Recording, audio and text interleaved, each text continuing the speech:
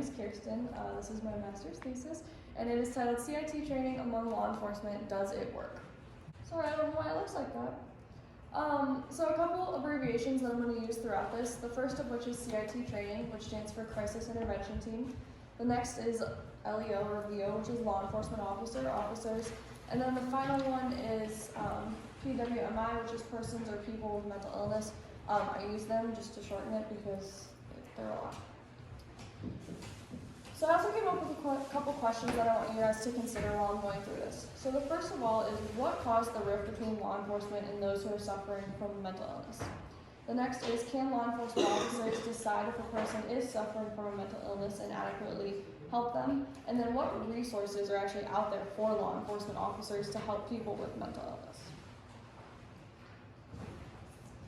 And then this one is just a little bit of background on me actually and why CIT matters to me. So I am a police dispatcher. I have been for the past 5 years. So every single day we talk to people with mental illness, whether they're calling us because maybe they think someone broke into their home, or maybe they're in a group home and they're in a disturbance with somebody else. We have a lot of like Section 8 housing that they live in, and sometimes they just want to talk. Maybe they're feeling suicidal. And then we also have a lot of citizens that call us to report people with mental illness. So maybe they're out at like a gas station and they're soliciting, or they're talking to themselves. Maybe they want us to go do a welfare check on a family member that they haven't heard from. So we get calls like this, like I said, every single day. And I have actually worked 2 officer-involved shootings, one of which involved a person with a mental illness who had fired at officers and then got shot in return. So I did make a QR code for my handout if you guys want to go ahead and scan that. So first I want to talk to you about what actually is CIT training. So CIT training, like I said before, stands for Crisis Intervention Team. And then it was first developed in 1988 in Tennessee. So the police officers actually got sent to a call of a male who was suffering from a mental illness. He had cut and stabbed himself upwards of 100 times, and then when officers were on scene, he actually charged at them with the knife in his hand. And then they shot and killed him in response to that. So it consists of a 40-hour training course, and the idea behind it is to help with those kinds of situations. So it wants to improve those interactions between the citizens who have the mental illness and then the police, and give them just better ways to be able to respond and understand what they're responding to. And something interesting that I found was that actually less than 17% of law enforcement jurisdictions have CIT trained officers. So that's not very many at all. And then it also has 3 elements that I just wanted to go over with you. The first is the ongoing element, which focuses on the partnership between law enforcement and then the mental health professionals. The operational element focuses on who needs this CIT training, and then what goes along in the curriculum. And then the final is the sustaining element, which focuses on the in-service trainings, recognitions, and then outreaches.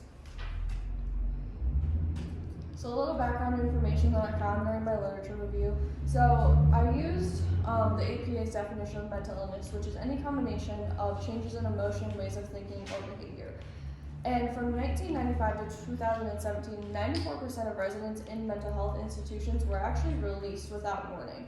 So this deinstitutionalization is what led to law enforcement becoming the main respondents to people with mental illness, because they were put out on the street, they were put in like group homes, Section 8 housing, and they don't have anybody.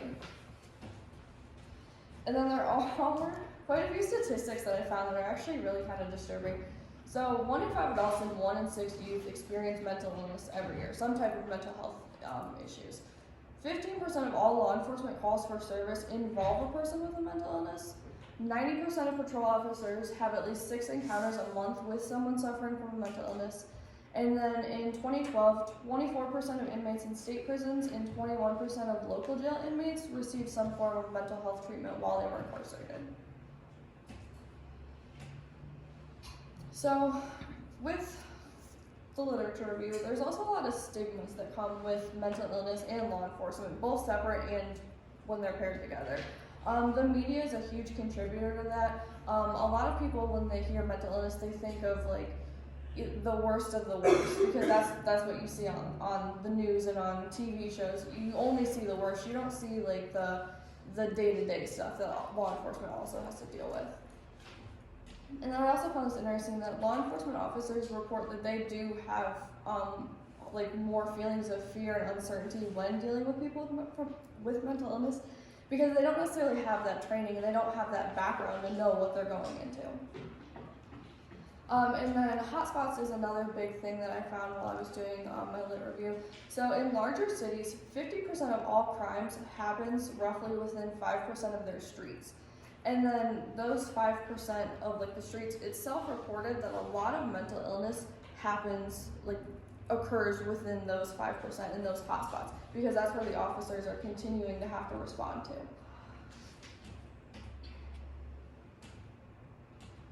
So there are 2 laws involving mental illness that I want to go over. The first of which is Joey's Law. So Joey Weber, which is pictured here, was a 36-year-old male with autism who was fatally shot by police during a traffic stop. So after this happened, his family fought for this law to be put into place, which basically allows for people with mental illness, if they want to voluntarily release that information, they can put it either on their license plate or on their driver's license, so that it alerts law enforcement of whatever mental illness that they're suffering from or that they want to release. Like I said, it is completely voluntary, and it's similar to the idea of like a medical bracelet, or like the seatbelt covers for first responders if you're in an accident, for whatever reason. It just kind of gives them a heads up. But in the 5 years that I've been a dispatcher, I've seen this one time. So I don't know if it's just that people don't really want to utilize it, or if it's just not very well known, but I've only seen it once. And then the other thing is the O'Connor standard, which is also considered or called a pink slip. So that's the ability to civilly confine a person into the hospital. This is actually very hard for law enforcement to do. They have to be able to prove that the person is either in immediate danger to themselves or others, and then the hospital has the right to release that person, an hour later if they decide that they're not actually a danger to themselves. There was some previous research on the topic as well. So in 2017, it was found that CIT trained officers who came into contact with someone with a mental illness were able to reduce jail time and had more success getting them to the hospital and getting them mental health treatment. And then the other thing was that the CIT trained officers reported that they had more confidence when dealing with people with mental illness. And then the other thing I found was that the 3 main response options that law enforcement uses is arrest and taking to the jail. They detain and maintain to a mental health hospital or facility, and then they resolve the situation informally, meaning they leave the person as is. They weren't actually causing any issues. So this part is going to be my previous research that I did. So my initial study was that I wanted to gain the perspective of law enforcement officers and see how confident they actually felt when responding to calls with a person with mental illness. So it was a 2x2 between non-repeated, and I based it off of a scale questionnaire. The highest total score they could have had was 126, lowest would be 21. So the higher score, meaning that they felt more confidence, the lower score, less confidence. And variables were the years of service, and then gender. So the rookie officers had 15 years or less and then the veterans had 16 or more, and then gender, male and female. So my dependent variable on this was just how well they scored on the test. So like I said before, the higher meant that they were more confident, and then the lower, less. So I wanted to look at if the years of working in law enforcement affected how confident they felt or how prepared they felt to respond to these calls, and then gender. And my hypothesis was that the veteran officers would have been more confident and felt more prepared than the younger ones. So this just shows you the mean findings that I had. So male rookies, I had the 74. For female rookies, it was 64, male veterans 71, and then female veterans was 79. Again, I don't know why it's cutting off on here. I'm so sorry. And then all rookies, 72, all veterans were 72 as well, all males 73, and then all females were 69. So I did have 2 significant findings.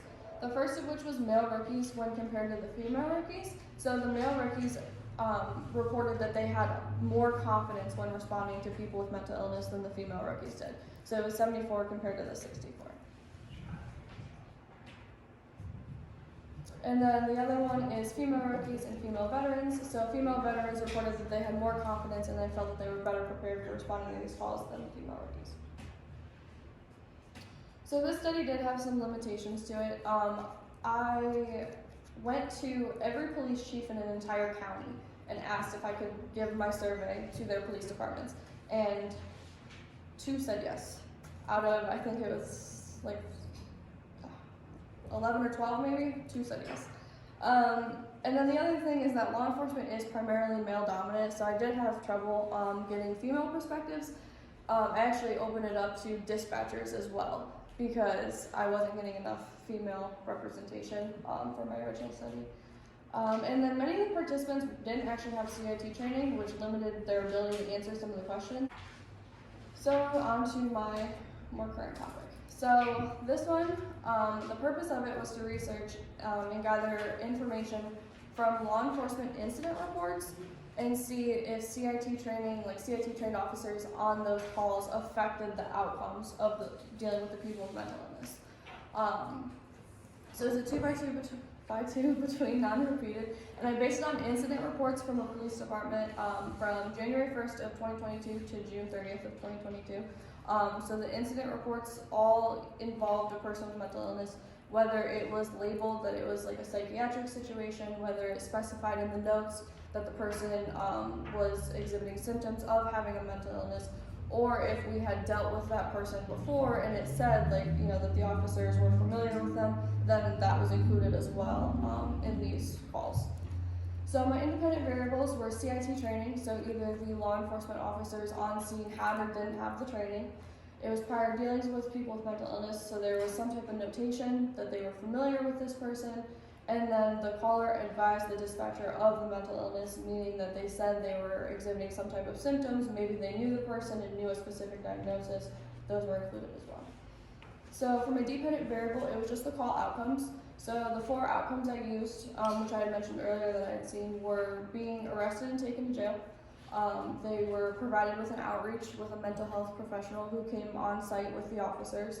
They were pink slipped and taken to the local hospital, or they were deemed as okay and left as is. Whether that be that they were at home or they were out, at a store, they were just left as is, and they weren't causing any issues. So what I was looking for is, does CIT training affect the different outcomes? So I assumed that CIT training would help reduce things like arrest rates and instead increase things like outreaches. And then that, same with prior knowledge, that it would help to maybe reduce the arrest rates because they were familiar with the person, maybe had a rapport with that person, and instead be able to give them an outreach or deem them as okay. And then finally, that the, I said no. So here is just an overview of the data that I had collected. So there was quite a few calls. I found that from the range that I gave you, just about every day had a call involving a person with a mental illness. So overall, these are just the names. So my first significant finding was CIT training versus the outcomes.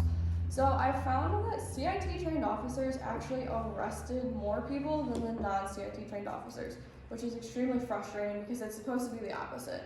But I found that they had higher arrest rates, so that's the 67, that's all the way over here, so the 67 versus the 32.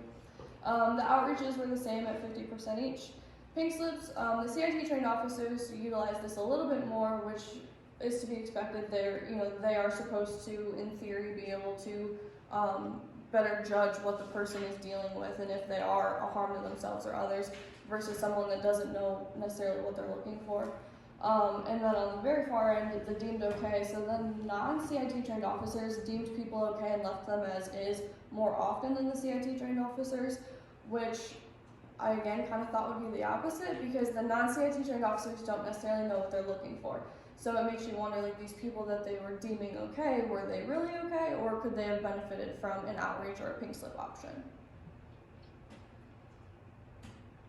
So the next one was the mental illness known versus the outcomes. So this is meaning that the caller told the dispatcher that this person was either exhibiting symptoms that they felt was some form of mental illness, or they knew the exact diagnosis. Maybe it was a family member or someone they're familiar with. So not knowing the mental illness had higher arrest rates than knowing the mental illness, which matches. You would think that if you knew about the mental illness, then you would try to maybe not arrest them and use one of your other options.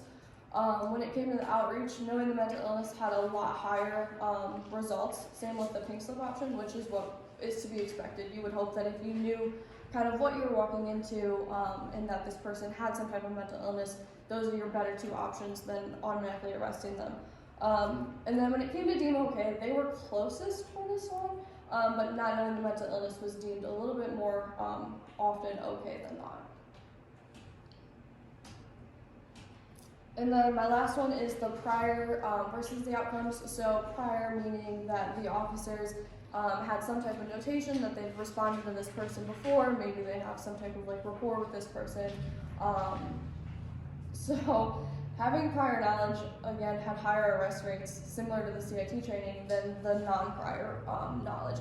So that was opposite than I would have thought. You would think that maybe knowing this person would help you to reduce those arrest rates and be able to offer them better options. So that's a little bit concerning that it's obviously such a big difference. The outreach options were similar, so no prior knowledge was a little bit higher. Pink slips, no prior knowledge was higher, which again is kind of surprising because you would think that, you know, if you know that this person does suffer from a mental illness and you're more familiar with it, you might be more likely to pink slip them. And then the deemed okay, the prior knowledge had more than the deemed okay, or than the non-prior. And my thoughts on this is that if you know what that person's like normal day-to-day state is, and you're familiar with them and you have that rapport with them, you may be able to talk them down to be able to leave them where they are and deem them okay. You may be able to help them just informally, maybe they just want to talk, but because you have that rapport with them, you're able to do that. So I did have some limitations for this as well. I think that COVID restrictions probably didn't help. Maybe we would have had more CIT trained officers if we were able to actually go to training. There hasn't been training for quite a while because obviously you can't get together, so that didn't help. The other thing is that each incident that I included in my data set was documented by different people. So there's obviously a dispatcher there 24/7. So depending on when the call came in, it was documented by different people. There could be slight variations because of that. And then officers, whether CIT trained or not, are the ones determining if a notation is put on a subject's jacket. So a non-CIT trained officer can go to a call and say, oh, I think this person has mental health issues. They put that notation on there. Well, they don't actually have any specifics. So the notations could have been, you know, some of them maybe, yes, like this person definitely has one. Maybe this person just had an off day and they don't necessarily need that type of notation and like permanent documentation. But you have a variety of officers making those decisions.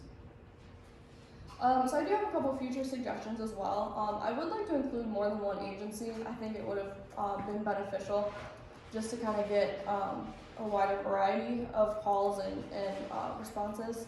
The other thing is to examine the frequency of how often the officers were responding to these people with mental illness. So like on one day, maybe they responded to the same person 3-4 times. So the first, 2 times they said, all right, you're okay, we figured it out, like we're gonna be good. But then when we go back 3, 4, 5 times, then it's like, okay, well now we have to pick one of these other options. So that could have also affected some of the data. And then finally, just focusing on why so many departments don't have CIT trained officers, or why they don't have as many as they should. Maybe they have 1 or 2, but those 1 or 2 don't work all the time. So we need to make sure that we have more that are always there and available to go to said calls. So in conclusion, there is an abundance of unknowns when it comes to the relationship between law enforcement and people with mental illness. There is not enough training. Even if it's not CIT training, there's really not many other options available for them. So that's something to consider as well, that we could, come up with different options as well. And then I just thought that this quote was interesting. So in the study that I had mentioned earlier, they said that the goal of a police department is to provide humane, cooperative, and compassionate law enforcement to people within the community. So if that is our goal, then we need to make sure that we have proper training for them to be able to obtain that goal. And then just a little food for thought to end it on. If there is a way, which CIT training has shown in some cases to be, To reduce negative police interactions and instead support more positive and safe interactions, why are we not taking it? A week-long training course is nothing compared to lifelong trauma of someone losing their life to negligent practices. And then I have 10 references, and thank you.